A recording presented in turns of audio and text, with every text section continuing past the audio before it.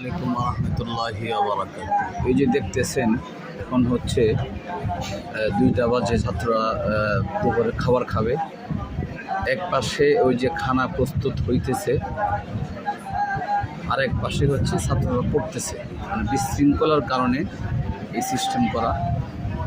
যারা আজকের দায়িত্বে যারা আছে, মানে প্রতিদিনে দায়িত্ব ভাগ করা আছে 5জন 7জন করে, যারা দায়িত্বে আছে তারা খানা প্রস্তুত করতেছে, আর বাকি ছাত্ররা হচ্ছে সুন্দর করে দেখেন সুন্দর করে পড়ালেখা করতেছে, পেটের মধ্যে খানা বাড়তেছে আর বাকিরা পড়তেছে।